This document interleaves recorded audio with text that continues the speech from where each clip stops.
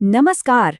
आज के इस एक्सप्लेनर में हम बात करने वाले हैं असम विधानसभा चुनाव 2026 के उन चौंकाने वाले नतीजों की जिसने सबको हैरान में डाल दिया है। आज हम बिना किसी पक्षपात के बिल्कुल फैक्ट्स और डेटा के आधार पर डिकोड करेंगे कि आखिर इस ऐतिहासिक हैट्रिक के पीछे का असली गणित क्या था। आखिर वो कौन सा फॉर्मूला था जिसने इस जीत की नींव रखी। मामा मिया, ये मशहूर इटालियन मुहावरा तो आपने सुना ही होगा, जिसका इस्तेमाल अक्सर गहरी हैरानी जताने के लिए किया जाता है। लेकिन असम के मामले में रिपोर्ट के मुताबिक पूरी कहानी दो बिल्कुल अलग शब्दों के इर्द गिर्द घूमती नजर आई, मामा और मिया। यकीन मानिए, इन दो शब्दों ने इस पूरे चुनाव की स्क्रिप्ट ही तय कर दी।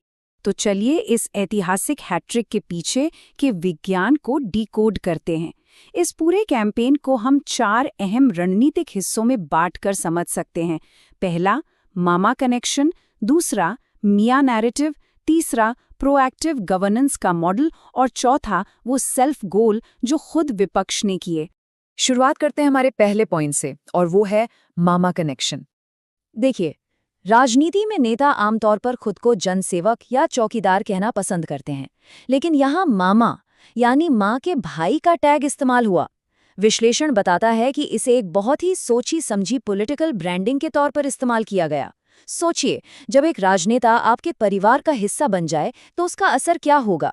इस एक शब्द ने महिलाओं और बच्चों के साथ एक ऐसा मजबूत इमोशनल कार्ड खेला जिसकी काट निकाल पाना बेहद मुश्किल था। और दिलचस्प बात यह है कि ये रिश्ता सिर्फ मंच से दिए गए भाषणों तक ही सीमित नहीं था। अरुणोदय 2.0 जैसी डायरेक्ट कैश ट्रांसफर योजनाओं के जरिए सीधे बहनों और भांजियों के बैंक खातों में आर्थिक मदद पहुंचाई गई। डेटा से पता चलता है कि चुनाव से ठीक पहले इन योजनाओं का दायरा और बजट दोनों काफी बढ़ा दिए गए थे। अब आप खुद सोचिए, जब हाथ में सीधा कैश आ रहा हो तो विपक्ष के महंगाई वाले मुद्दे भला कितने असरदार रह जाएंगे। वो पूरी तरह से बेअसर हो गए। अब आते हैं इस कहानी के दूसरे और शायद सबसे ज्यादा चर्चा में रहे हिस्से पर, मिया नैरेटिव। रिपोर्ट के अनुसार कैंपेन के दौरान मिया पॉलिटिक्स का इस्तेमाल डेमोग्राफिक चिंताओं यानी जनसांख्यिकीय बदलावों को टारगेट करने के लिए किया गया। इसका पूरा फोकस बांग्लादेशी घुसपैठ और असम की स्वदेशी पहचान को बचाने पर था। सोर्स के न्यूट्रल एनालिसिस से ये बात एकदम साफ उभर कर आती है कि इस शब्द को हाइपर लोकल लेवल पर एक बेहद शार्प और असरदार हथियार की तरह इस्तेमाल किया गया था। यहाँ एक कमाल का बैलेंस देखने को मिला। एक तरफ तो मामा की सॉफ्ट पावर थी जो इमोशनल कनेक्शन और आर्थिक मदद दे रही थी, और ठीक उसके उलट हार्ड पावर का इस्तेमाल हुआ, जैसे मदरसों को बंद करना या लैंड जिहाद के खिलाफ सख्त एक्शन लेना। अपनी संस्कृति को बचाने के इस नो कॉम्प्रोमाइज वाले सख्त रुख ने स्वदेशी वोटरों को पूरी तरह से एकजुट कर दिया। इस कड़े रुख का नतीजा ये हुआ कि विपक्ष पूरी तरह से क्लीन बोल्ड नजर आया। वो जैसे ही सेक्युलरिज्म की बात करते, उससे तुरंत मियाँ पुष्टिकरण या अपीजमेंट का नाम दे दिया जाता। मतलब विपक्ष के जो अपने तर्क थे वो ही उनके गले की फांस बन गए और उन्हें पूरी तरह से डिफेंसिव मोड में धकेल दिया। लेकिन देखिए, चुनाव सिर्फ इमोशन या नैरेटिव से नहीं जीते जाते, उसके लिए जमीन पर काम भी दिखना चाहिए। और यहीं आता है हमारा तीसरा पॉइंट, प्रोएक्टिव गवर्नेंस। सोर्स के मुताबिक सत्ताधारी पक्ष ने एक टास्क मास्टर वाली अप्रोच अपनाई। 24 घंटे काम करने का तरीका, आधी रात को अचानक सरकारी प्रोजेक्ट्स का मुआयना करने पहुंच जाना, नए नए मेडिकल कॉलेज बनाना और सबसे अहम, युवाओं को बिना किसी रिश्वत के सरकारी नौकरियां देना। इस जबरदस्त डिलीवरी सिस्टम ने किसी भी तरह की एंटी इनकम्बेंसी यानी सत्ता विरोधी लहर को पनपने का मौका ही नहीं दिया। अब ताली तो दोनों हाथों से बजती है ना? जहां एक तरफ ये आक्रामक रणनीति चल रही थी, वहीं दूसरी तरफ विपक्ष ने कुछ ऐसे सेल्फ गोल कर दिए जिन्होंने ये जीत एक तरह से तोहफे में दे दी। हमारा चौथा पॉइंट इसी बारे में है।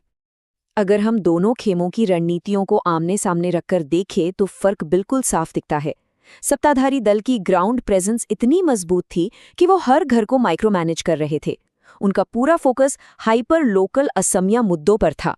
इसके ठीक उलट विपक्ष के मुख्य चेहरे की लोकल विजिबिलिटी बहुत कम थी। उनका ज्यादा ध्यान दिल्ली की राजनीति और संसद पर लगा हुआ था। साफ तौर पर जमीनी स्तर के उस करिश्मे की बराबरी कर पाना विपक्ष के लिए नामुमकिन सा साबित हुआ। इसके अलावा रिपोर्ट चुनावी गणित की एक और बड़ी रणनीतिक चूक की ओर इशारा करती है, AIUDF के साथ गठबंधन न करना।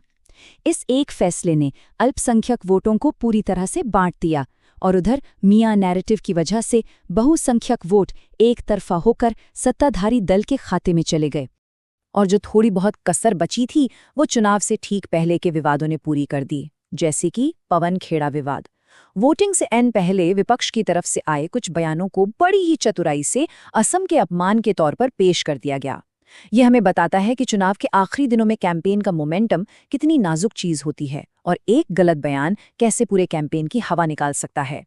तो इन सारे तथ्यों और रणनीतियों को अगर हम एक साथ रखकर देखें तो आखिर क्या तस्वीर उभर कर आती है?